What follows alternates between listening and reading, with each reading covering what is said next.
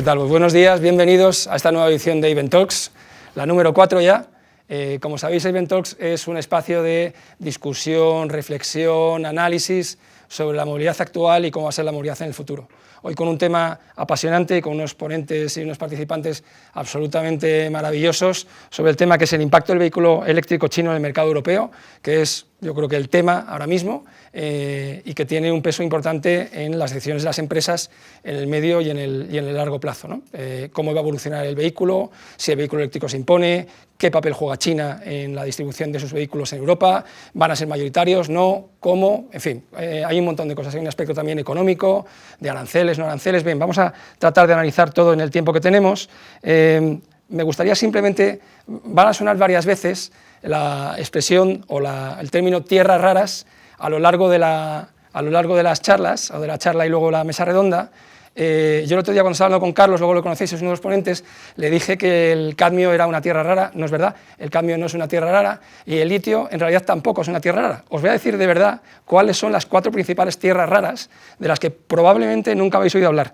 Son el neodimio, el praesodimio, el disprosio y el terbio. Y tiene una importancia vital, capital, a nivel mundial ahora mismo, de verdad lo puedo garantizar. Hay también otras como el cerio, el lantanio, el escandio, el litrio. Es decir, que si sois como yo, en realidad no habéis oído hablar de estos elementos más que cuando nos aprendimos una tabla periódica, es que estáis también un poco tan perdidos como yo, porque esto de verdad es lo que ahora mismo está moviendo el mundo y la decisión. Tenemos a la ponente principal, que es Lisa Wang, es socia fundadora del Link The World Advisors y referente en las relaciones económicas y empresariales entre China y Europa. Es la socia fundadora de esta firma, especializada en proyectos de internacionalización, inversión y cooperación entre China, España e Iberoamérica, con 20 años de experiencia en proyectos estratégicos en sectores como bienes de consumo, salud, industrial, energía limpia, tecnología y turismo. Ha acompañado a empresas europeas en su entrada al mercado chino y a compañías asiáticas en su implementación en Europa, contribuyendo a cadenas de valor más sostenibles y competitivas.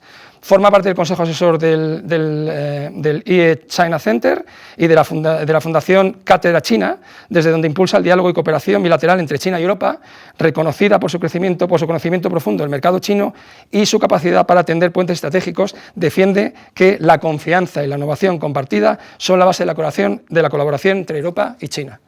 Así que, Lisa, cuando quieres. Hola, buenos días. Muchas gracias por la presentación. Y nada, hoy nos han reunido aquí a todos para hablar sobre la historia de la transformación en China. China está en el punto de mira por mucha gente ahora, después de esas décadas de desarrollo. Se está convirtiendo desde esa fábrica de productos baratos del mundo a lo que es hoy en día una potencia económica que lidera en tecnologías punteras, sobre todo en la movilidad limpia y energías renovables y otros sectores. Entonces, bueno, solo quería también añadir, aparte de lo que ha dicho David sobre mí, quería decir que soy, aparte de todo lo que ha dicho, me considero tanto china como española. Entonces, mi postura luego parto de esa, digamos, de ese corazón partido que tengo, ¿vale? Perfecto. Bueno, los vehículos chinos ya son una realidad, están aquí. Con esta marea, digamos, de vehículos eléctricos chinos, lo primero que se os viene en la mente son precios, el bajo coste, ¿no? Entonces, me gustaría con esta charla redefinir esa percepción que creo que es un poco más simplista para ofrecer esa mirada un poco más estratégica y más holística sobre la transformación en China en estas últimas décadas y para también entender mejor China, su posición actual dentro de China y también en el mundo. En esta charla voy a estructurarla en diferentes partes. La primera parte es un poco más el contexto cultural, económico, para ofrecer ese trasfondo. Y luego también voy a entrar en la parte más de cuáles son esos 4 pilares que hacen que China se ha convertido hoy en esa potencia tecnológica a nivel mundial. Luego entraré brevemente en la parte de vehículos eléctricos, sus ventas y penetración en el mercado chino y también en Europa, y ofrecer una conclusión inicial para que sirva como punto de inicio para el debate. Bueno, como contexto histórico, China, con sus 5.000 años de civilización continua y 4.000 años de historia no escrita, es un país que tiene una población de 1.400 millones de personas repartidas 2/3 en ciudades y 1/3 en zonas rurales. Hay en China, para que entendamos un poco la escala, más de 100 ciudades con más de 1 millón de habitantes. China en el mundo, ¿no? Su postura, la filosofía de liderazgo en China se basa en la filosofía de Confucio, que es una política de tolerancia y cooperación. En ese sentido, China nunca ha colonizado o invadido otro país, y su ideología se basa en el desarrollo económico, es una postura mucho más pragmática, digamos, y menos ideológica, ¿no? En cuanto a la relación España-China, estamos, yo creo, en la fase muy bonita y buena de la historia. Hay más de 50 años de relación estratégica, y este año se ha firmado un acuerdo integral de plan de acciones para impulsar esa relación integral de los próximos 3 años. Y en ese acuerdo se estipula que se va a colaborar más estrechamente en áreas como energías renovables, vehículos eléctricos y demás. En cuanto al contexto económico, desde el punto de vista del PIB absoluto, China ocupa el segundo lugar después de Estados Unidos, que tiene un PIB nominal de 29 billones de dólares. China tiene 18,7 billones, aunque el ritmo de crecimiento económico chino se sitúa ahora mismo en un 4,8 para este año, y el que viene está por encima todavía del 4%, por encima de las economías occidentales. Sin embargo, desde el punto de vista del PIB global en paridad de poder adquisitivo, China ya es la primera potencia del mundo, con casi un 20% de la cuota mundial, y Estados Unidos con casi un 15%. Este rápido crecimiento económico de China se basa en ese cambio estructural que ha experimentado en las últimas décadas. El modelo antiguo de China se basaba en exportación, inversión de activos fijos y también en manufactura de bajo coste.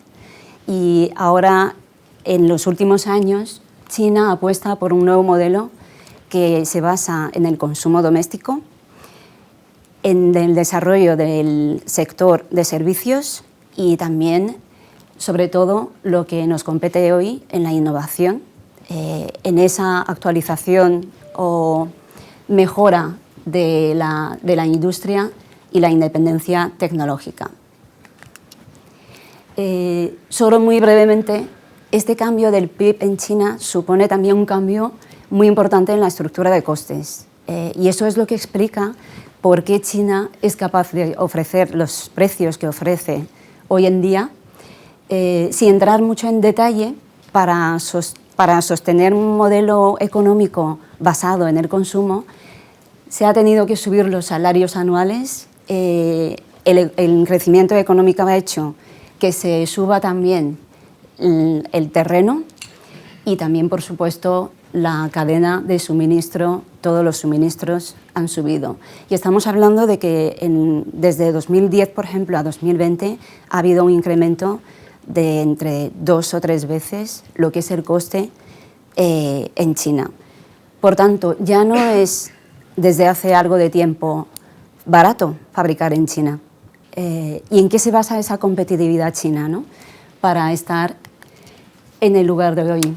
Aquí entro ya en las 4 palancas que tiene China para esa transformación económica. en los últimos años. Antes que nada, creo que es muy importante entender que China planifica desde el gobierno central a largo plazo. O sea, toda la planificación es estratégica y nacional, a nivel nacional. Eso quiere decir que el gobierno se apoya en una hoja de ruta estratégica y flexible, que es la que centra todos los recursos del Estado, los diferentes gobiernos central, regionales y locales, las empresas privadas, incluso la sociedad civil, para que todos vayan hacia la misma dirección, y eso también ofrece hasta cierto punto estabilidad. ¿Qué es lo que podemos esperar del siguiente plan quinquenal, ¿no?, que va a empezar desde el año siguiente, 2026, a los próximos 5 años? Aquí entramos en todos esos aspectos relevantes que tienen que ver con la autonomía en la innovación tecnológica. China va a seguir impulsando esa menor dependencia del exterior en tecnología, y va a invertir fuertemente en aquellas industrias que son estratégicas para el país, como semiconductores, inteligencia artificial, computación cuántica y también biotecnología. Por otro lado, la energía, la transición energética acelerada. Aquí entra en juego también, aparte de las energías renovables, la parte de reforzar el vehículo eléctrico y sus puntos de carga en China. Es el gobierno el que apoya en esa instalación de puntos de carga en China. Y luego también dominio en la movilidad limpia, por ejemplo. Bueno, como una mirada así rápida, ¿no?, sobre ese plan que el gobierno chino estableció desde hace casi 2 décadas de innovación independiente, podemos ver que el gasto en I+D en China de 2005, que fue un 1,4% de gasto sobre el PIB, hasta el 2023, que subió a 2,6%, muy ya equiparable a países avanzados, y está incrementando todavía. La dependencia en la tecnología extranjera fue de un 50% en 2005, y en 2023 bajó a un 20 y algo %. Y luego lo que es la contribución de ciencia y tecnología a la economía, al crecimiento económico, subió a más del 60%. Y otro punto importante aquí es que China, desde el gobierno, está creando también empresas domésticas sólidas para que sean también competitivas a nivel internacional, sobre todo en sectores que hemos comentado, que son de prioridad estratégica para China. La segunda palanca es la de la escala de mercado y la competencia y lo que eso conlleva, ¿no? En China hay actualmente unos 400 millones de clase media. ¿Y eso qué quiere decir, no? Que en un mercado único, unificado, podemos probar productos nuevos y amortizar ese I+D, ese coste de I+D, en un pedido inicial muy importante. Se puede amortizar en muy corto plazo de tiempo, y sobre todo lo más importante es que los consumidores chinos son cada vez más sofisticados y exigentes. Son digitalmente muy habilidosos y son los que, digamos, fuerzan a que las empresas renueven sus productos o innoven constantemente para poder seguir esa demanda, esa exigencia de mercado interno. La palanca número 3 es la escala del talento, que es esa base de innovación. Desde China se gradúan anualmente más de 3,5 millones de ingenieros, técnicos, matemáticos, más que Estados Unidos y Europa juntos. En Estados Unidos se gradúan cada año unos 820.000. Y en un informe de Chicago Paulson Institute se estima que más del 38% de los expertos en la IA hoy en día en Estados Unidos fueron graduados por universidades chinas. O sea que China también exporta talento. Es actualmente el líder mundial en solicitudes de patentes. En el año 2023 fueron 1,6 millones de solicitudes y representa casi la mitad de todas las solicitudes realizadas en ese año en el mundo. Bueno, con eso lo que vemos es que de Made in China estamos haciendo ya ese cambio de Innovated in China, ¿no? Innovar en China, no solamente hecho en China. Y ese cambio de enfoque hace que el talento ya no sea un talento de bajo coste, sino que es un talento cualificado y es el motor para esa innovación que China quiere apostar. La cuarta escala es la escala industrial. En esta escala, aquí realmente yo creo que el debate es, ¿hay alternativas en el mundo que sustituyan, ¿no? a China? China ya no es barato para producir, sin embargo, todavía es el centro de suministro más importante para el mundo. ¿Por qué? Porque lleva 40 o 50 años de desarrollo continuo, con el Estado invirtiendo fuertemente en infraestructuras, energía, urbanismo, parques industriales y también en cadenas de suministro con clústeres en diferentes zonas y con una fuerza rural de trabajo muy importante. Todo eso hace que, y todo eso acompañado con la fuerte voluntad del Estado, el gobierno chino, de movilizar recursos a nivel nacional, como dijimos antes, ¿no? Es difícil que en el mundo encontremos en poco tiempo una alternativa a China y que tenga esa productividad y esa eficiencia de logística que sustituya a esa base. En el caso de vehículos eléctricos, los principales clústeres de vehículos eléctricos y batería en China están en la zona este de China, en la delta del río Yangtze, que engloba Shanghai, Jiangsu y Zhejiang. Ahí es donde están las empresas, digamos, con servicios más completos y un nivel tecnológico también más avanzado. El otro polo de cadena de suministro está en la zona sur de China, en la delta del río Perla, con Guangdong y Fujian como dos regiones principales y con empresas representativas como BYD, Huawei, XPeng, CAT, L. Y luego hay otro polo en el interior de China, en la zona de Anhui, Hubei y Jiangxi, y son los que cuentan pues, con empresas como BYD, NIO, Dongfeng, etc.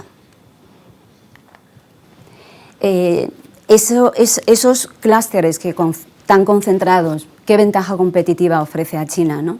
Estamos hablando de que en un radio de 100 kilómetros aproximadamente, los principales proveedores están localizados y eso permite que en muy poco tiempo se puede realizar pruebas de productos nuevos, coordinar rápidamente y que el coste sea muy eficiente.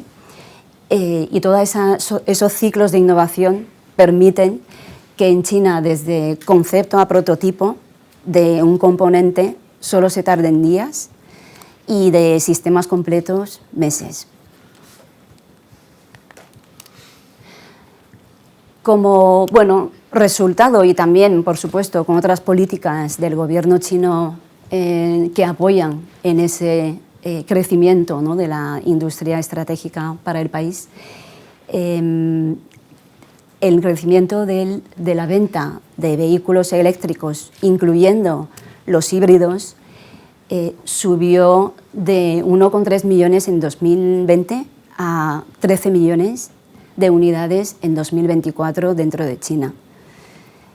De los 8 primeros meses de 2025, las ventas llegaron a 9,6 millones de unidades, un 37% más que el año anterior.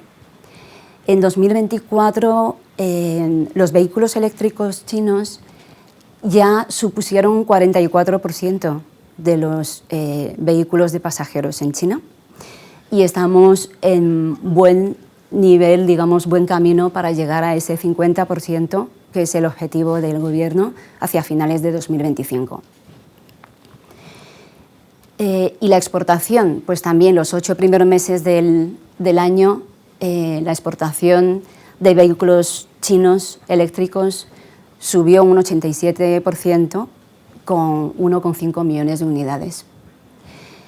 Y todo eso hace que, claro, la competencia dentro de China es tan feroz y obliga a las empresas a seguir mejorando constantemente desde todos los aspectos del producto, y se predice que de aquí a 2030, de las más o menos 100 marcas que hay de vehículos eléctricos en China, muchas pueden desaparecer en ese año, y va a haber una consolidación industrial. En Europa, en 2024, las marcas chinas representaban ya un 10% de vehículos eléctricos de batería. Entiendo que si contamos también con los híbridos, el porcentaje es mayor, y en 2025 sigue creciendo. Pues bueno, con eso ya de momento voy a resumir hasta aquí que China ya no es un país solo de bajo coste, estamos hablando de ventaja competitiva basada en ecosistema y no en el bajo coste solo, y que China tiene esa estrategia actualmente de abordar el mercado doméstico con consumidores internos, consumo interno, y también tener tecnología propia para ofrecer a esos consumidores del mercado interno, al mismo tiempo aprovechar de mercados internacionales, de sus recursos también, y con la apertura, ¿no?, al comercio, y también hay inversiones en el exterior, pero de forma un poco más selectiva. Entonces, yo creo que ya lo que me gustaría comentar es un poco para abrir el debate, ¿no? China está aquí. ¿Cuál es la posición que adoptamos de cara a esos vehículos chinos que vienen de allá? Y si nos queremos integrar a esos ecosistemas o nos queremos mantener al margen. Bueno, pues nada, yo creo que con eso abrimos, si os parece, el debate, y cualquier pregunta también luego podemos comentar. Muy bien, pues yo creo que las preguntas las dejamos para el final, y te invito, Lisa, si te parece, muchísimas gracias por la ponencia. Te invito a que te sientes ya en una de las sillas en las que te prefieras, y presento a los miembros de la mesa de debate o de diálogo. Debate me parece un poco duro, ¿vale? Súper interesante, Lisa, me ha encantado la presentación, la verdad. Gracias. Muchas gracias. Tuvimos la oportunidad de hablar con Lisa hace tiempo y nos contó un poco su visión de China, quizá con más laxitud que lo de hoy, y es súper interesante, la verdad es que es un tema apasionante. Bueno, el primero de nuestros contertulios hoy es Antonio González, que es el director de Relaciones Institucionales de Stellantis en Iberia. Hoy un pequeño perfil tuyo. Antonio González es licenciado en Derecho y Empresariales por la Universidad Pontificia de Comillas y CADE. Cuenta con una amplia experiencia en la distribución, pasando por diferentes puestos de responsabilidad a lo largo de su carrera profesional. Como director general de la marca Peugeot en España, responsable de Parts and Services Europa de Peugeot y Citroën, responsable de Parts and Services de Iberia en el despliegue de organización Distringo, y como director de New Development, desplegando la nueva estrategia de distribución de Stellantis. Es además vocal de ANFAC. Con lo cual, Antonio, muchas gracias por venir, bienvenido. Toma asiento si quieres. Te voy a dejar a ti para Sí, claro. Muy bien. Tenemos también el placer de tener con nosotros a Carlos Llano Verduras, que es catedrático de Fundamentos del Análisis Económico de la Universidad Autónoma de Madrid. Espérate un momento, que tengo por aquí tú. ¿Me equivoco yo? Bueno, conoces bien todo Aquí. Doctor y licenciado en Economía por la Universidad Autónoma de Madrid, donde ejerce como catedrático del Departamento del Análisis Económico desde el año 2011. Su docencia se centra en macroeconomía y comercio internacional y ha impartido clases en distintos programas de la UAM y como profesor visitante de la New York University. Su investigación se orienta al comercio internacional e interregional y a la economía territorial ligada a la movilidad de mercados y personas. Actualmente está trabajando en la estimación del impacto de la política comercial de Estados Unidos sobre la Unión Europea, ya sabéis, lo de los aranceles, así como con la reducción de la dependencia de productos estratégicos de la UE con respecto a China o Rusia. Es colaborador con el Instituto Air Klein y CEPREDE y colabora asiduamente con redes y revistas académicas nacionales e internacionales. Así que, Carlos, bienvenido, muchas gracias. Muchas gracias. Toma asiento, por favor. Y last but not least, la última vez que la presenté dije que era nuestra heroína de la integración y luego resulta que la hicieron directora general, con lo cual tuve un comentario creo que bastante exitoso, ¿vale? Clara Santos es directora general de IBEX en España desde agosto del año 2025, es decir, desde hace apenas 2 meses, tras una trayectoria de más de una década en la compañía, ingeniera de telecomunicaciones por la Universidad Autónoma Universitaria Politécnica de Alcalá de Henares y con un Executive MBA por ESADE. Ha ocupado puestos clave en la transformación digital y operativa del negocio, como directora de operaciones, subdirectora general de operaciones y sistemas y más recientemente, antes de su puesto como directora general, como directora de estrategia y transformación, liderando las áreas de IT y digital en IBEX, ¿vale? Su experiencia ha sido decisiva en el proceso de integración, como dije, de ALD Automotive y LeasePlan, que dio origen a IBEX, y en el impulso de nuevas soluciones de movilidad adaptadas a las necesidades de empresas y particulares. Reconocida por su liderazgo en la modernización del renting y en la incorporación de la sostenibilidad en la gestión de flotas, defiende que la innovación tecnológica y la visión estratégica son la base para construir la movilidad del futuro. Clara, muchas gracias. Muchas gracias. Pues nada, pues ya estamos aquí. Vamos a empezar. Alisa, te vamos a dejar ahora a la última, el primer turno de preguntas, así que vamos a empezar por Antonio, ¿vale? La pregunta es, como grupo industrial que es Stellantis con una fuerte presencia global, ¿cómo está viviendo Stellantis este cambio de paradigma de la automoción marcado por la electrificación y la entrada de nuevos actores internacionales como China? Bueno, pues buenos días a todos y la verdad es que muchas gracias por contar conmigo en esta reunión, porque la verdad es que la presentación ha sido muy interesante y muy esclarecedora. A ver, cierto, Stellantis, como todos sabéis, es una empresa reciente que ha fusionado marcas tradicionales en el mercado, europeas, americanas, y como empresa global, pues hoy vivimos una realidad que es el mercado americano, que ha cogido una línea muy clara, con unas reglas de mercado muy claras. Vivimos el mercado europeo, donde tenemos una regulación muy, digamos, estructurada y bastante rígida, con unos objetivos donde consideramos que no son realistas, no son fácilmente alcanzables, y eso genera una gran incertidumbre para nosotros y para los clientes. Ahora entraremos un poco más en la electrificación y, bueno, pues digamos el paradigma del mercado chino, donde la electrificación se está imponiendo. Además es algo que no es reciente. El mercado chino lleva electrificándose. Stellantis, a través de sus empresas, ha tenido muchas colaboraciones en China desde hace fácilmente 10 años. ¿Qué sucede? Europa ha decidido en el año 19-21 marcarse unos objetivos de emisiones y que ese objetivo además en el año 35 se tiene que conseguir con coches solo eléctricos. Entonces nos subimos a una carrera donde uno de nuestros principales competidores lleva 3 vueltas de ventaja. Simplificando, a lo mejor son 4, pero lleva mucha ventaja porque domina toda la cadena de valor, desde la extracción de las tierras raras que tú decías al principio, hasta la fabricación de los coches, y en Europa no dominamos toda la cadena de valor del coche eléctrico. De hecho, lo que es diferente del coche eléctrico respecto al coche térmico, que es la batería, pues dominamos más bien a día de hoy poco y estamos empezando, entre otros Stellantis, a tener plantas de gigafactorías, pero que todavía no producen. Es decir, vamos en esa carrera, vamos claramente por detrás. ¿Cuál es nuestra visión? Toda la reglamentación europea nace del famoso Green Deal, con el objetivo de descarbonización. Eso nos parece que es absolutamente necesario y Stellantis, por supuesto, está comprometido. Lo que vemos difícil es los objetivos que se han puesto y los plazos para conseguirlos. Sabéis que en el año 30 tenemos que reducir un porcentaje muy importante de las emisiones, el 50% entre turismos y comerciales, por dar una cifra sencilla, y en el año 35, a día de hoy, la legislación, la regulación europea nos lleva a que todos los coches que se vendan sean eléctricos. ¿Qué decimos en Stellantis? ¿Qué decimos los fabricantes, también en nuestras asociaciones, en ANFAC en España, ACEA en Europa? Que esos objetivos no son realistas con la evolución del mercado.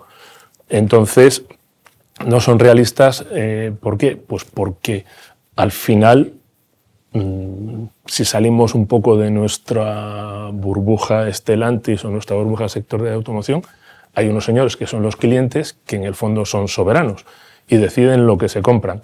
Y esos señores que son soberanos y deciden lo que se compran, hoy en Europa no compran eléctrico o están en la incertidumbre de cuál es la tecnología que se va a imponer, y lo que estamos conociendo es que el mercado en Europa se está reduciendo. El mercado, y lo sabéis perfectamente, ha bajado un 20% del año 19 al año 24, y eso es menos industria, y cuanta más incertidumbre, pues menos industria tenemos. Entonces, mientras no consigamos que el cliente adopte el vehículo eléctrico, es difícil que la industria genere la producción para llegar a ese objetivo de que todos los coches se vendan eléctricos. ¿Y qué es lo que estamos pidiendo? Pues lo que estamos proponiendo es que la industria europea sea competitiva. Para ser competitiva tenemos que nuestros objetivos ser realistas y necesitamos decisiones pragmáticas que en el corto plazo permitan que se adapten las realidades del mercado con la realidad de la industria y con la competitividad. Porque si el cliente no compra eléctrico, nosotros no podemos fabricar eléctrico. Y el resultado se está viendo que una parte del mercado, que es el mercado de bajo precio, entendiendo por bajo precio la parte inferior del precio, de menos de 25.000 euros, es una oferta que prácticamente ha desaparecido. Aquí abro un paréntesis porque nos centramos últimamente, se habla mucho de la regulación del CO2, pero el automóvil está súper regulado también. Todos conocéis, y seguro que os genera complicaciones, la Euro 6.1, Euro 6.2, ahora llega la Euro 7. Todos esos son costes adicionales, y cualquier coste, si el cliente no lo absorbe, penaliza la competitividad, que encarecen los coches y hace que abandonemos de manera general la oferta de coches baratos a nivel de la industria europea. Y eso es lo que está haciendo que el mercado, por esa parte, se esté reduciendo. Entonces, nuestra propuesta es, por supuesto, compartimos los objetivos de descarbonización, compartimos y entendemos que el vehículo eléctrico será una palanca esencial, pero trabajemos en todas las palancas que puedan permitir esa descarbonización. Y las palancas que pueden permitir esa descarbonización, entre otras, pueden ser la de neutralidad tecnológica. Es decir, ¿por qué tenemos que conseguir el objetivo de descarbonización solo con vehículo eléctrico si hay otros vehículos que pueden utilizar combustibles neutros en emisiones que pueden ayudar al mismo objetivo? Utilizar vehículos que, si permiten retirar coches que tienen un alto nivel de emisiones de CO2 del parque, sustituyéndolos por coches con menos emisiones, pues también puede ser una buena solución. Y todo ello acompasando los objetivos con la realidad del control o de la competitividad de la cadena logística europea, porque si no, seguramente podemos llegar a tener un mercado europeo atractivo para empresas que no producen aquí, y sin embargo una industria europea muy fragilizada, porque la transición no se acompasa entre los objetivos y la demanda que tenemos en el mercado. He respondido muy amplio, no sé si ha quedado claro. He tomado notas y llevo 5 renglones. O sea ha quedado bastante claro. Antonio, muchísimas gracias. Bueno, Carlos, la siguiente pregunta es para ti, ¿vale? Decimos, desde una perspectiva macroeconómica europea, ¿Qué lectura haces del crecimiento de la influencia china en sectores estratégicos como la automoción o las energías limpias, que también es otro de los sectores donde empresas chinas están entrando cada vez con más potencia? Bueno, ahí como me preguntas por un enfoque macro, me voy a permitir el lujo de elevar un poco el vuelo y hacer algún disclaimer, yo creo, ¿no? El primero sería que, aunque la macroeconomía es importante, cada vez es menos importante, incluso en temas económicos. O sea, ha entrado la geopolítica en los debates y el análisis coste-eficacia que aplicábamos a muchas cuestiones económicas ahora es un elemento más. Pero pues, cuando discutimos esos temas en el Banco de España, con el Ministerio de Economía, con la Comisión Europea, cada vez sale más la broma de debería haber aquí alguien de defensa o de inteligencia. Es decir, cada vez más en los debates el tema económico no es el definitivo. Otro disclaimer que yo creo que es interesante es, claro, esa pregunta se puede contestar con muchas chaquetas, ¿no? En clase a veces hago a los alumnos que contesten como consumidores, como productores o como votantes.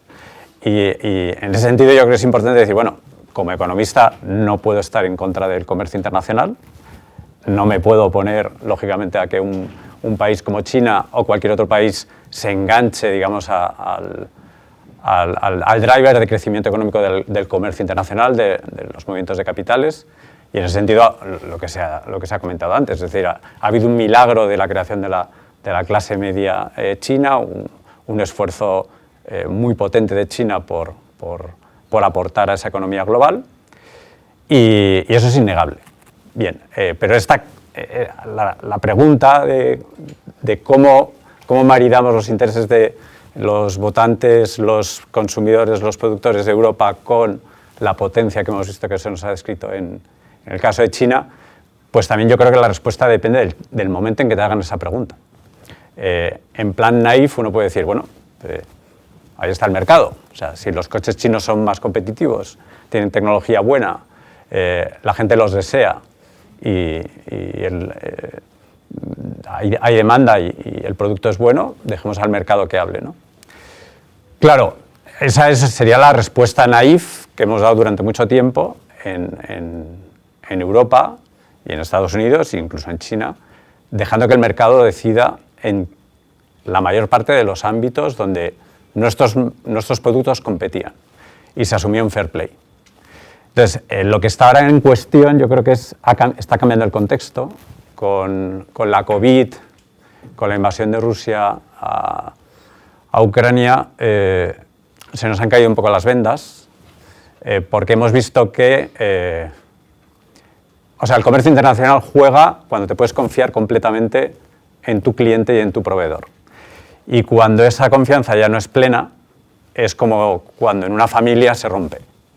Lo que antes era unión, ahora se convierte en problemas. Oye, no llames a la tía de Logroño, que resulta que es la amiga de no sé quién, y empiezas a tener problemas. Y ahora mismo el comercio internacional, los lazos tecnológicos, los de capital, etcétera, se están utilizando como un arma, como un elemento de chantaje y de presión. Y entonces ya te empiezas a decir, oye, pero no éramos amigos, no nos podíamos fiar, no era un win-win esto. El mercado no decía que esto era fair play. Y empiezas a ver que, y entonces empiezan otros elementos, es decir, bueno, ¿qué debe quedar a las fuerzas del mercado y qué debe ser susceptible de una intervención? Y claro, ahí y usamos los eufemismos de la política industrial. Entonces, bueno, ahí hay, por sacar temas de debate, no los puedo resolver porque son muy complejos, ¿no? Pero claro, dices, si nos centramos en el tema de la automoción o el de la energía, pues tenemos que empezar a introducir esos elementos de geopolítica, de seguridad, de resiliencia de la cadena de valor, que también el mercado sabe hacerlo. Es decir, nosotros cuando vemos un riesgo, un riesgo de siniestro, pensemos en la Dana, ahora hay que empezar a asegurar, hay que asegurar las cosas, el mercado sabe asegurar las cosas, pero eso te va a suponer elevar costes, a lo mejor cambiar clientes, no poner todos los huevos en la misma cesta, diversificar, eso cuesta, genera inflación y posiblemente eso nos va a llevar, nos está llevando a que el estado estacionario de la economía va a ser diferente al que había antes de la COVID. ¿Seguiremos comprando coches chinos si son baratos? Seguro que sí, pero la Unión Europea y los países van a tener la responsabilidad de decir, sí, pero aquí tengo que actuar. Y ahí, bueno, es un melón enorme para el debate, ahí lo dejo.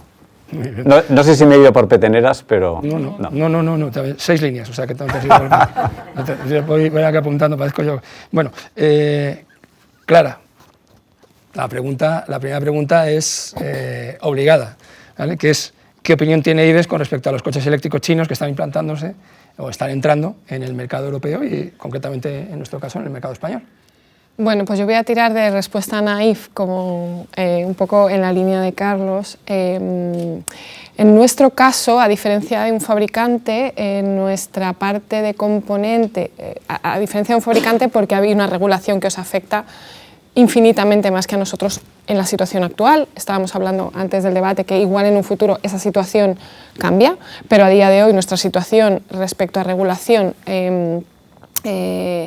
no es tan fuerte o no existe, es más un tema de, como bien comentaba también Antonio, de tener claro que el futuro será más eléctrico, sin duda, que el actual, ¿vale? Pero nosotros tenemos unos clientes, nosotros no fabricamos nada, no somos parte de esa cadena industrial, entonces el cliente es bastante soberano, en nuestro caso, no totalmente, pero mucho, de qué es lo que quiere, ¿no?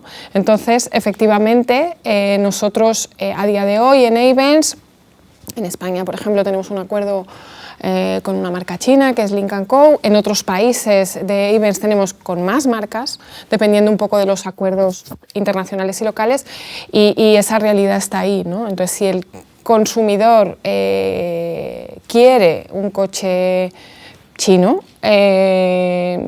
nosotros estamos en el mercado y queremos y tenemos la obligación de darles producto y servicio, ¿no?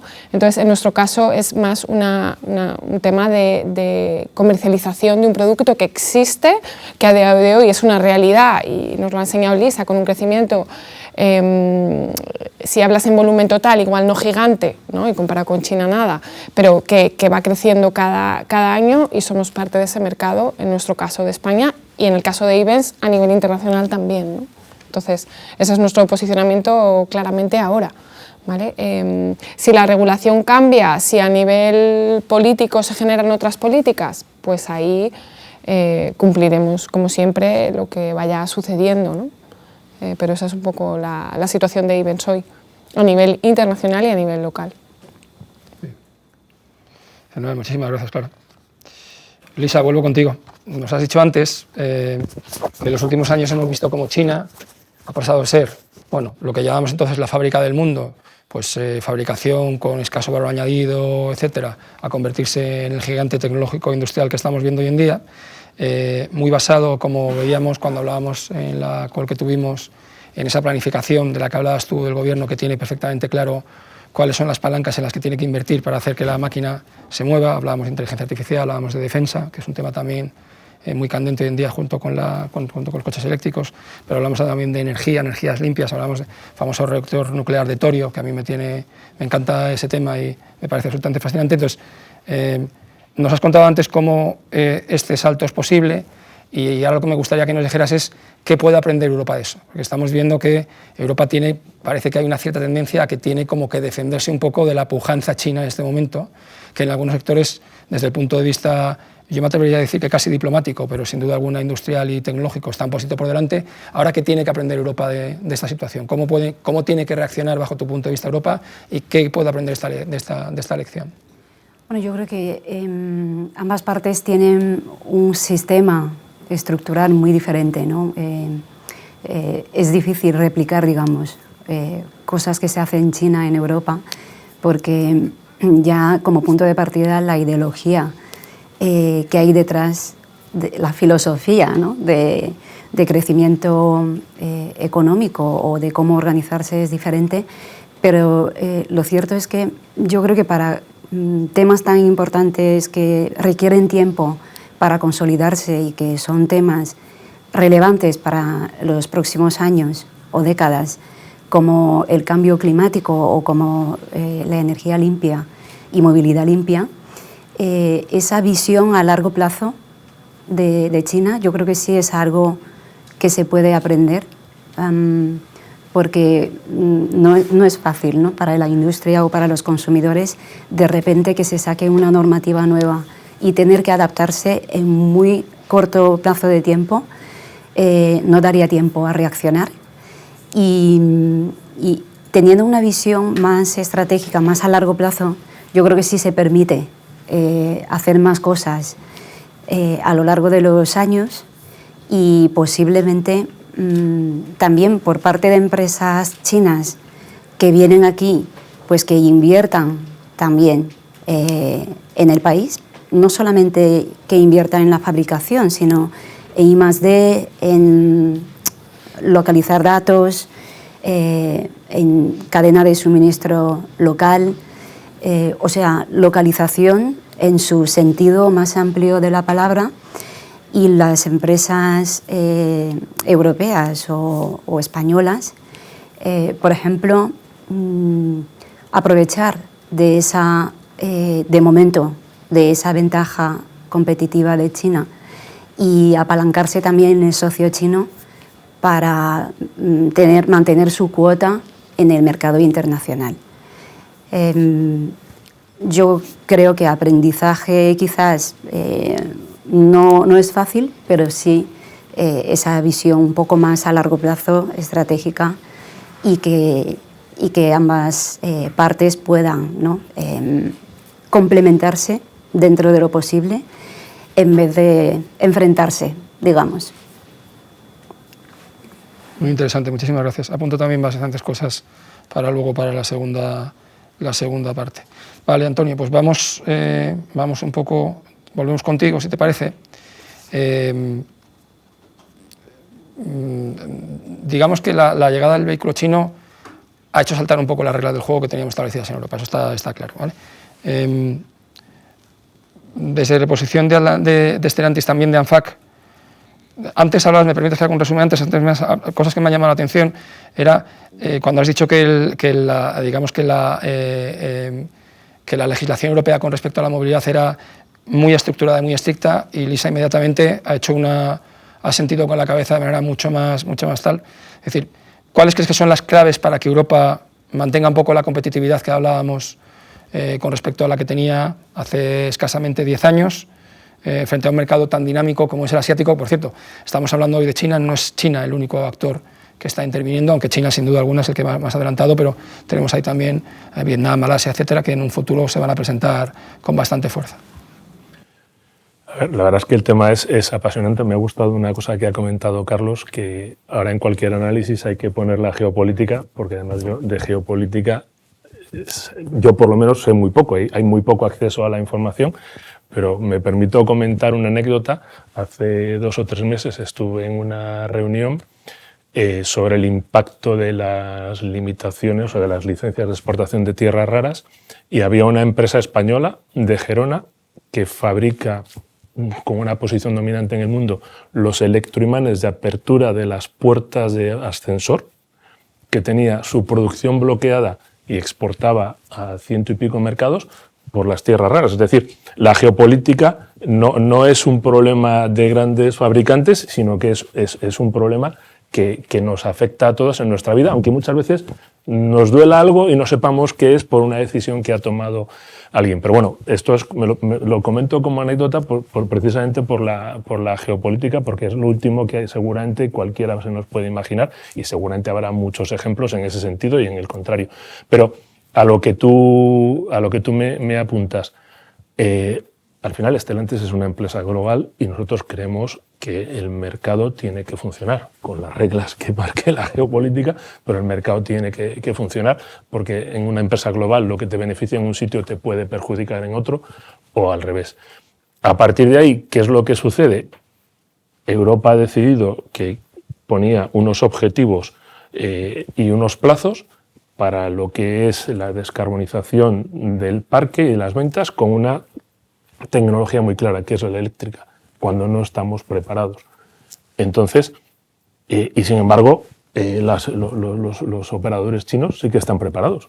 y lógicamente están aprovechando la oportunidad. Sí, ahí no hay reproche. El único reproche que se puede hacer, oye, a lo mejor ellos, su competitividad, en un momento dado se han beneficiado de unos subsidios visibles o no visibles que les han dado una estructura de costes que hoy nosotros, primero porque partimos de más atrás y segundo porque esa estructura no existe desde la materia prima. Pensemos, y abro otro paréntesis, todos seguramente habéis oído que la Unión Europea ha concedido varias licencias, está promoviendo la explotación de tierras raras en distintos países europeos. ¿Cuántos pueblos están protestando porque no quieren tener una mina en su pueblo? Y querer una cosa y la contraria, siempre, y seguramente si fuera mi pueblo yo sería el primero que diría no quiero una mina en mi pueblo, pero esa es la realidad del mundo, que seguramente es complejo y no pretendo enmarañar pero es una realidad a la que nos enfrentamos, y todo eso para decir que esto no va a tener una solución en 5 años o en 10 años. Europa no es una economía planificada y dirigida como la China, pero si no somos capaces de adaptar nuestras reglas de una manera pragmática a lo que pasa en la vida real, pues vamos a ir desconectados. Y a lo mejor en la demanda, y Clara lo ha dicho muy bien, oye, yo si los clientes me piden coches eléctricos chinos los voy a vender, pero eso puede tener consecuencias en nuestra competitividad como industria en primer lugar y en nuestra sociedad, porque no es lo mismo tener una industria fuerte local que ser un mercado local. Por eso, repito, los fabricantes europeos estamos preparados para Stellantis seguro, pero los fabricantes europeos estamos preparados para poder vender coches eléctricos. Lo que necesitamos es objetivos realistas, plazos realistas a la realidad del mercado. Hoy, en vehículos comerciales, el mercado eléctrico es un 8%. Tenemos que llegar al 50% en 4 años. No es realista. En ningún mercado europeo, ni siquiera el mercado nórdico más avanzado que queramos pensar, está en esas cifras. El vehículo particular está en un 8%. Llegar en España, en Europa, en el 16%. Llegar al 50% parece que no es un objetivo realista en 4 años. En 4 años, en la inversión del automóvil, es que no es nada. O sea, no da tiempo a reaccionar. Y eso es lo que tenemos que saber, ser capaces de acompasar, y es lo que como industria, me hablabas antes de ANFAC, como industria y como Stellantis pedimos. Queremos seguir fabricando coches en Europa, queremos cumplir las normas, pero lo que no podemos hacer es algo que el mercado y nosotros mismos no somos capaces de conseguir. Muy bien, pues ha quedado bastante claro. Carlos, vamos con tu segunda pregunta.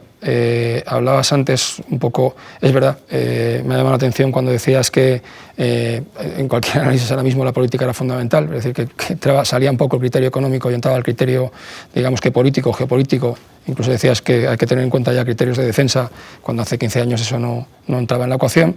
Y decías que también había una cierta visión naif por parte de considerar que el mercado no estaba evolucionando en el sentido que lo está haciendo, de caída de la demanda, de una, digamos que, legislación un poco estricta, por decirlo de alguna forma, y una situación de pujanza o de competencia muy amplia por parte de China, ¿no? Entonces, si no queremos caer en el proteccionismo, que estamos de acuerdo en que tampoco sería una medida eficaz, ni mucho menos, por lo menos no en el medio y largo plazo, ¿vale? Y al mismo tiempo no queremos que la industria europea del automóvil desaparezca, ¿qué hay que hacer? O sea, ¿cuál es un poco? Vamos a decir, bueno, las soluciones son muchísimas, ya sabemos que no va a sacar la bola de cristal, ¿vale? Ni esto. Pero, la pregunta. Sí, la pregunta está muy bien, otra cosa que la respuesta es un problema. Pero, vale, ¿cuál es, en esa balanza, qué hacemos? ¿Dónde nos paramos? ¿Cómo actuamos? ¿Cuál es tu recomendación? Y tómate tiempo porque no vamos mal de tiempo, ¿eh? No, bueno, efectivamente esa es la gran pregunta, ¿no? Y además es muy interesante ver que te la puede hacer un chaval de 18 años y un directivo de 30 y un anciano que está de vuelta. O sea, quiere decir que es el gran tema, y no hay una respuesta. De hecho, seguramente si preguntamos a un chino de China convencido del sistema chino, te quedará una respuesta que tenga lógica y que tenga todo el respaldo de una civilización de 5.000 años, y se la dices a alguien del gabinete de Trump, te dará otra respuesta. Y nosotros como europeos tenemos que fabricar una, o al menos hoy salir con una idea, ¿no? A ver, yo estoy convencido que la parte de la eficiencia en las decisiones económicas la aporta el mercado. Pero el mercado también tiene problemas, ¿no? Entonces, yo diría que hay que hacer compatible los distintos... O sea, aquí vamos a tener... En economía hablamos mucho del conflicto, del trade-off o de la disyuntiva entre la equidad y la eficiencia. Si pones todos los huevos en la cesta de la eficiencia, vas a tener desigualdad. Y ahí ese debate es duro, es difícil. Todavía no estamos recomponiendo de la crisis del 2008 y no lo hemos conseguido. No quiero ampliar eso, pero claro, ahora de repente metes un elemento que es la seguridad y otro que es la sostenibilidad medioambiental. Ahí tenemos un cuatrilema. No vas a poder tener los 4 objetivos puros a la vez, imposible. Tienes que optar, ¿no? Entonces, la solución que tienes que dices, bueno, ¿qué parte me la va a aportar el mercado? ¿Qué parte me la va a aportar la intervención? ¿Qué parte estoy obligado a protegerme? No a mí, a proteger a los míos. Es que me lo van a exigir. ¿Por qué no me protegiste? ¿No? Y a la vez, por otro lado, yo creo que si miramos a China o a Estados Unidos, hacen lo mismo. Entonces, yo creo que tenemos que entrar ahí a la línea fina de qué es razonable. Yo, por lanzar así ideas para el debate, yo diría, hay un concepto que usamos mucho, ahora se ha utilizado en sentido negativo, pero es el concepto de reciprocidad. Lo que tú me hagas, yo te lo hago. O en sentido positivo, lo que tú deseas para ti, yo me lo deseo para mí, ¿vale? Y eso está en la legislación. O sea, un tema importante, lo que nos protege es la ley. Y ahora mismo la ley está saltando por los aires porque se ha apostado por la fuerza. Y el primero que lo ha hecho ha sido Trump, ¿vale? Y Trump ha desajustado un pacto. Que lo haya hecho con un sentido de largo plazo tiene su punto, podemos debatirlo, ¿vale? Pero la ley nos protege. Entonces, la ley protege el mercado es la institución más importante. Pero no todo se va a regular por el mercado. Hay cosas que el mercado no regula bien o que no asigna bien los recursos. Y ahí se puede necesitar esa intervención. Entonces yo diría reciprocidad, o si queréis simetría, que asimetría, reciprocidad. Antes hablábamos del tema de fair play. Dice, oye, si tú sales al campo a jugar dopado, no vale. Si tú sales a las Olimpiadas dopado, estás eliminado. Entonces, el deporte, yo creo que las Olimpiadas, el deporte nos plantea lo que debería ser el mercado ideal, donde todo el mundo tiene las mismas condiciones. Y eso es un mercado que queremos todos y va a ser eficiente. Pues a lo mejor, yo qué sé, las decisiones de qué comemos, con qué nos vestimos, qué queremos ver, con qué nos queremos distraer, pues se puede perfectamente defender mercado. La vivienda, pues si lo lanzo aquí, habrá un debate. ¿Quién quiere que la vivienda sea totalmente libre? ¿Quién quiere que la energía en España sea totalmente libre? Es decir, que pueda entrar en un fondo kuwaití, un fondo chino, un fondo israelí y no haya ningún problema. Ahí ya seguro que vamos a tener diversidad de opiniones. Datos. Es decir, nuestros datos, ¿quién los tiene? Nuestras infraestructuras claves, ¿quién las tiene? Claro, en un escenario de paz, la paz americana que nos ha llevado al crecimiento de China con el comercio internacional, era esa situación en la que podíamos permitirnos relajarnos y decir, oye, me gusta el coche chino, compra el coche chino que es 40% más barato.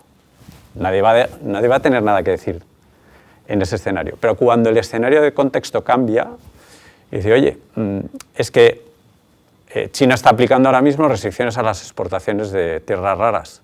Y no solo a quien te lo compra, sino que va hasta el último elemento de la cadena de valor. Es decir, te puede cortar el grifo en cuanto quiera.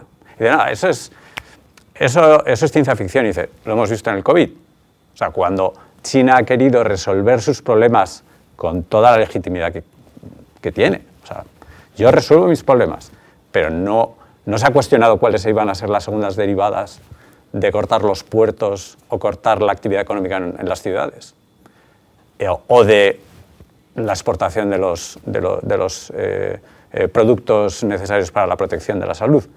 En ese escenario, que vemos que puede ocurrir, dices, oye, pues a lo mejor no es tan inteligente que todo lo esencial para la salud o para las infraestructuras clave o para la energía, o sea, para elementos que son de seguridad nacional de verdad, que ahí estemos con el lirio. O sea, que en un escenario peligroso, nuestro planteamiento es decir, no, es que creía que, y de, no, pues no es creía que, y lo siento. Y como político no te he protegido. Entonces ahí yo creo que hay un yo diría, simetría, defensa del mercado cuando hasta el límite donde puedas, pero a la vez yo creo que ahora mismo hemos visto que hemos ido demasiado lejos en la globalización, que el Estado en algunas cuestiones tiene que estar presente, defendiendo el mercado, pero también defendiendo esa simetría, y a veces tienes que actuar. Vamos, estamos hablando de China, pero podríamos hablar de las tractoradas y del comercio de productos agrícolas. O sea, el tipo de preguntas que tenemos son muy parecidas. Sí, súper interesante. Es verdad que estaba pensando antes que el sector primario también es un sector que tiene unas características, o sea, una circunstancia ahora mismo bastante parecida al de la movilidad, con unas consecuencias también bastante parecidas. De hecho, yo creo que, por desgracia, el sector primario va unos cuantos años por delante en las consecuencias de no preocuparse por eso, ¿no? Está bien, es muy interesante para no caer en ese proteccionismo un poco ciego y no tampoco ser naif, como decías antes, ¿no? Como decía Lisa, yo creo que también la cooperación, siempre hay un hueco para la cooperación y está bien siempre y cuando haya esa uniformidad, ¿no? Pues segunda pregunta para ti, Clara, que es, en este contexto, ¿cómo ves tú la evolución del mercado de la movilidad en el futuro? Es decir, más allá del coche eléctrico, ¿crees que hay cosas que pueden cambiar el tablero, no ya las fichas, sino el tablero, de forma que se produzca un reequilibrio por otro lado que no sea exactamente a través del vehículo? O sea, es decir, ¿cómo va a evolucionar el futuro de la movilidad en este sentido? Bueno, yo creo que lo ha dicho Antonio muy bien. Yo creo que hay que apostarle, al menos en Europa, por la situación en la que estamos, yo creo que hay que apostarle también a otras formas de reducir, ¿no?, la huella de carbono, que es uno de esos pilares que también creo que le preguntes a quien quieras, va a contestar sí.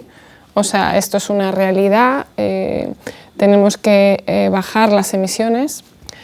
Pero estoy con Antonio, hay muchas maneras de bajar las emisiones. Una, por supuesto, es el vehículo eléctrico, y está ahí, y hay un mercado, y hay un producto, y hay una competitividad, pero hay otras muchas maneras, ¿no? En el caso, por ejemplo, de España, la situación de la antigüedad del vehículo, si nos centramos solo en vehículo, la antigüedad del vehículo o del parque móvil en España, pues es realmente un problema para las emisiones de carbono, o sea, por ser muy concreta, y eso se puede solucionar de otras muchas maneras, ¿no? Incorporando vehículos con emisiones mucho más bajas, pero que para el consumidor tengan un precio posible, porque es que el problema del parque en España no es que la gente no quiera comprarse un coche nuevo, es que no puede comprarse un coche nuevo, ¿no? O si se lo puede comprar, no les sirve para el uso que ellos necesitan, ¿no? Pues podríamos hablar de la casuística que hay ahora mismo con las furgonetas, ¿no? Y lo que comentaba Antonio, hoy las furgonetas eléctricas no son una realidad para el uso que necesita el usuario. Entonces lo que Ayvens apuesta es que hay otras maneras adicionales, ¿no?, complementarias al vehículo eléctrico, como el multicycle en los vehículos, utilizar los vehículos con menos emisiones de manera más circular, que se puedan utilizar más veces siempre que las emisiones sean menores que el parque general, con políticas del uso absolutamente eficiente de las rutas o de las maneras de eficientar el coche. Está demostradísimo que un uso más eficiente, con más tecnología, permite un uso mejor y con menos emisiones con el coche actual que se tenga, políticas por supuesto públicas de generar un transporte más asequible a la población por medio de políticas públicas, por medio de infraestructuras, que también es otro gran tema que hoy hemos hablado muy poco, pero que es importante en el mercado europeo, que ahí yo creo que Lisa nos ha dado mucha luz, ¿no? No puedes solo construir el producto, tiene que haber un apoyo en infraestructuras impresionante, porque si no puedes tener el producto, pero si no lo puedes cargar, no lo puedes cargar rápido y no puedes tal. Entonces yo creo que es más un ecosistema, como decía Lisa, que me gusta muchísimo, es que no es solo el vehículo eléctrico, es eficientar el uso del vehículo, sea cual sea, renovar el parque, apostar por una renovación del parque. Ahí yo creo que Ayvens puede aportar mucho, porque en general la aportación que nosotros hacemos de vehículos al mercado siempre son, en porcentaje comparado con el mercado, mucho más bajo en emisiones. En general, apostarle a la infraestructura y también a la tecnología para que toda esa capa de emisiones o menos emisiones sea posible, ¿no? Y ese es un poco el macro, y luego no es tan fácil, ¿no? Porque eso requiere tiempo, requiere inversión y bueno, es en lo que ahora mismo nosotros estamos. Muy bien, fantástico. Vamos con la segunda pregunta para Lisa, que tienes bastantes cosas que responder, pero de momento hay que responder a mi pregunta. Decíamos que tu experiencia, que tu fama te precede en acompañando a empresas a intercambio de negocio, a intercambio de inversión entre empresas europeas, especialmente españolas y chinas, también iberoamericanas. Había dos preguntas, una pregunta doble. Primero, ¿cómo ves la evolución de esta colaboración? Que espero que me digas que bien, porque si no tenemos un problema con la charla, ¿vale? Especialmente en el sector de la automoción eléctrica, pero no solo. Y luego, algo que ha flotado un poco sobre toda la charla, si sigue esta tendencia, podemos estar ante un caso de competencia que pueda desencadenar, digamos que represalias de carácter comercial entre ambos países. Por lo cual, te pido primero, por resumir las preguntas, que a veces son muy largas, primero, ¿cómo ves la evolución del intercambio de inversión o de negocio? Y segundo, si estamos a las puertas, bajo tu punto de vista, de un conflicto comercial o no. Bueno, respondiendo a la primera pregunta, sí veo como un cambio de tendencia, ¿vale? En los últimos 20 años, los primeros, digamos, 10-15, mi trabajo se centraba en acompañar a empresas españolas o europeas a China, porque China era el mercado principal para muchos sectores, había mucho crecimiento en China, la relación era muy buena, la globalización funcionaba todavía y había crecimiento anual de doble dígito, ¿no?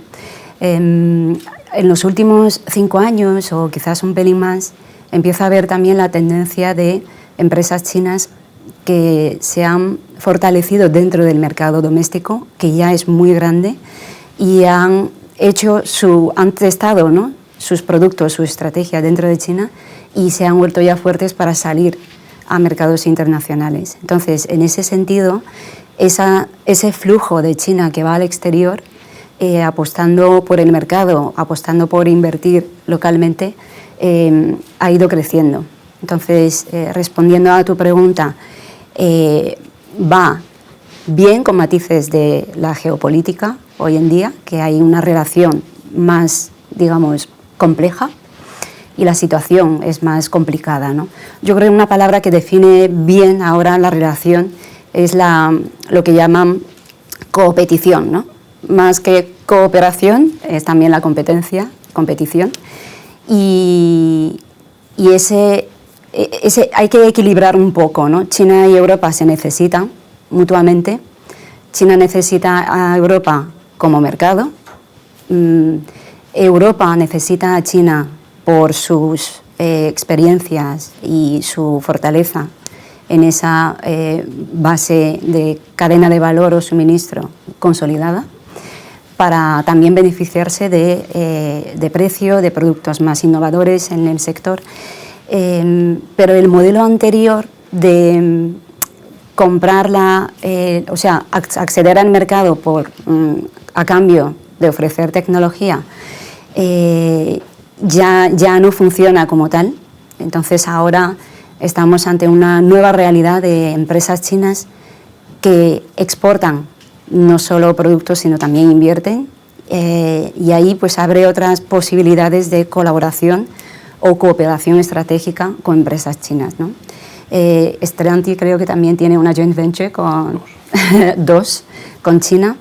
Entonces, ante esa nueva realidad, las empresas van reaccionando, y más que empresas europeas que van a China a hacer joint venture, son empresas europeas que hacen también joint venture para Europa y para el mundo.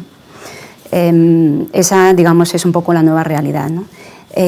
La segunda pregunta de si puede haber represalias o no, yo creo que una confrontación total no beneficia a ninguna parte, pero sí puede haber roces, y Europa puede sacar normativas o regulaciones que regulen, digamos, esa relación que está en un contexto de más incertidumbre, y con Trump, que también entra en juego, aunque no esté aquí, ¿no?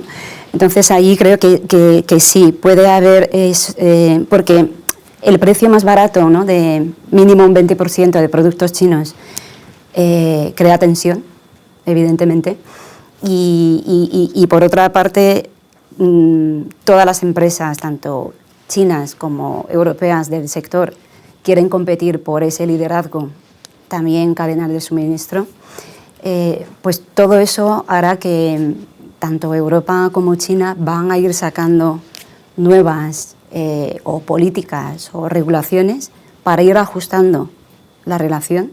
Igual que se ha hecho una investigación sobre el antidumping, ¿no?, de vehículos eléctricos, se puede hacer también de componentes, de baterías y demás, y sacar también nuevas regulaciones de aranceles para esos productos.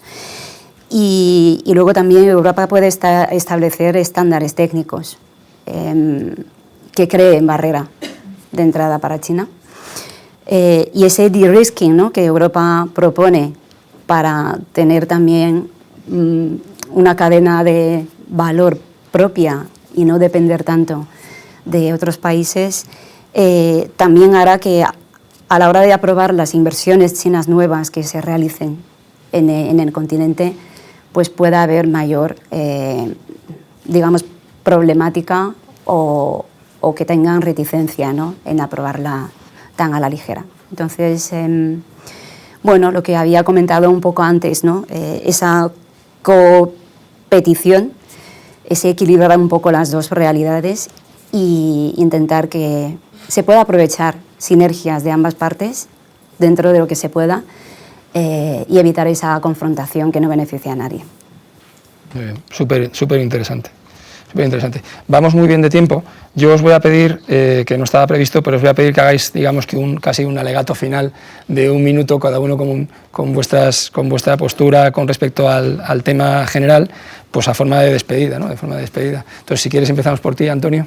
Pues, por alusiones, es verdad que Stellantis, lo que hemos dicho es que nosotros queremos que la regulación europea se acompase con la realidad del mercado, pero nosotros somos activos en que el vehículo eléctrico se despliegue, y por eso las dos joint ventures que ya mencionaba, tenemos una con el mayor fabricante de baterías del mundo, que es una empresa china, CATL, que es una gigafactoría que se va a implantar en Zaragoza. Es una joint venture con esta empresa, entre Stellantis y CATL, que está saliendo mucho en los medios, pues porque realmente está en el momento de ebullición, y bueno, pues hay temas a resolver, la creación de empleo, etcétera, etcétera, donde bueno, pues se plantean preguntas muy pertinentes.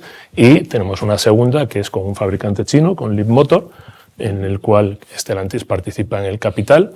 Y además tenemos una joint venture donde Stellantis tiene la mayoría, 51%, para lo que es la producción y distribución de esos vehículos fuera del mercado chino. Y de hecho también ha salido en prensa que se está trabajando en un proyecto que esperemos que se pueda confirmar en las próximas semanas, para industrializar esos vehículos en distintos sitios, pero en este caso concreto también en España. Es decir, nosotros pedimos que los objetivos sean realistas y alcanzables, pero al mismo tiempo estamos haciendo todo lo que está siempre se puede hacer más, pero todo lo que está en nuestra mano, recurriendo a los que conocen y van por delante, como es en este caso CATL para las baterías, para poder estar preparados. Lo que sí que no está en nuestra mano, ni lamentablemente en la mano del legislador, es decretar que todos ustedes se compren un coche eléctrico.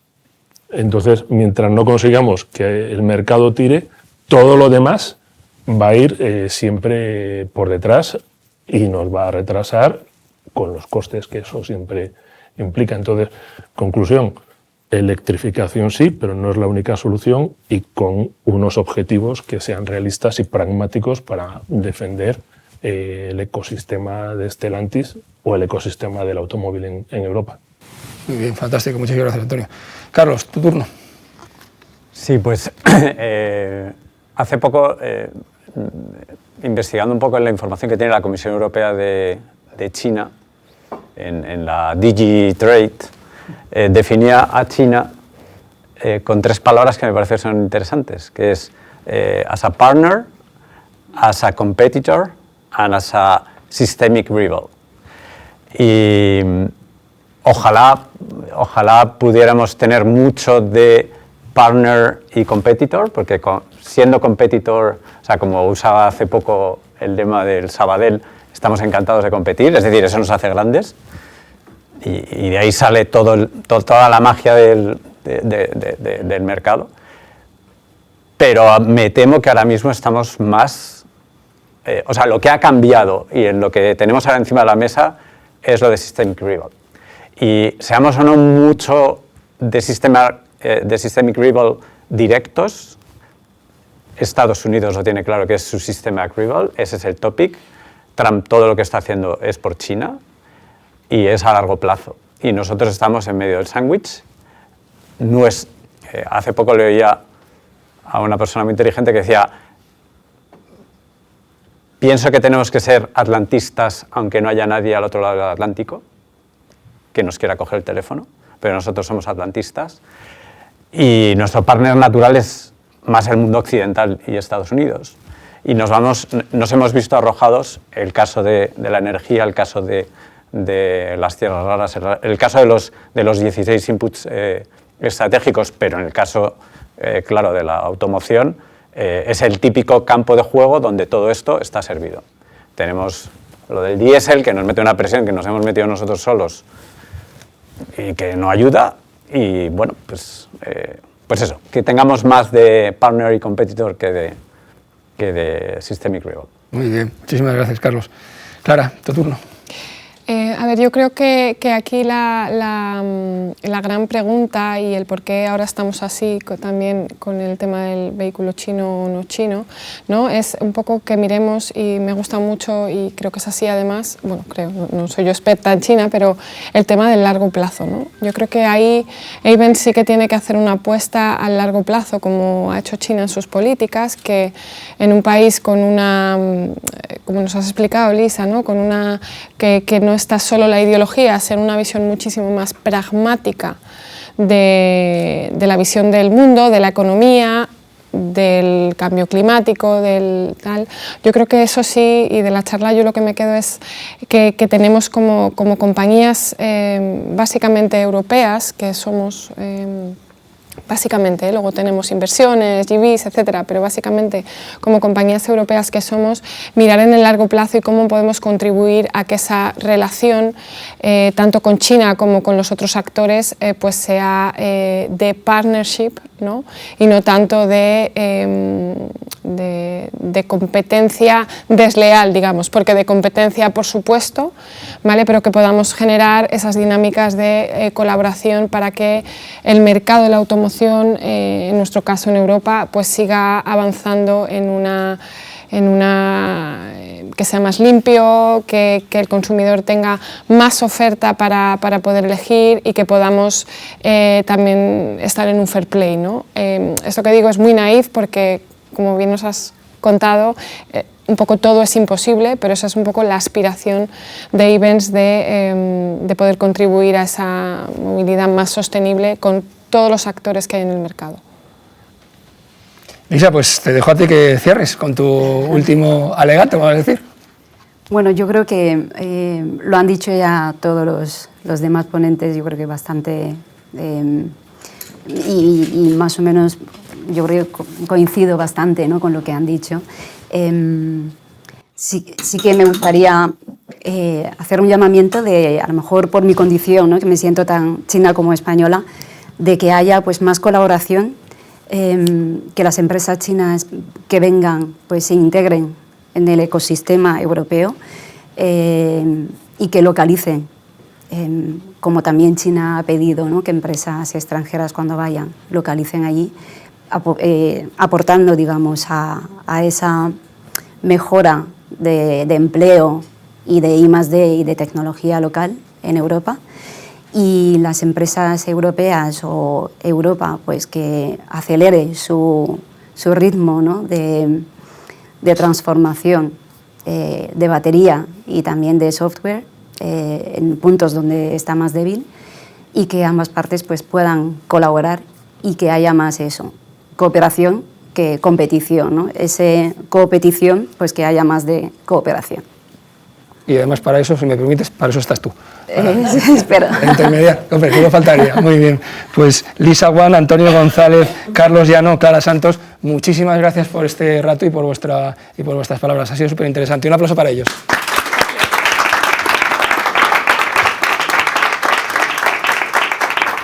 Y ya nosotros ya nos despedimos hasta el siguiente Event Talks, que no va a pasar mucho tiempo, no va a ser tanto tiempo como el anterior. El Event Talks 5, antes de final de año, economía circular, va a ser, créeme, también va a ser súper alucinante. Solamente lo último, muchas gracias al equipo que lo hace posible. Están Vane, están Brezo, Paloma, Linda y Marta. Sin ellas esto sería absolutamente imposible, si de mí dependiera esto sería un fracaso. Así que también un aplauso para ellas. Y nos vemos en la próxima. Muchas gracias.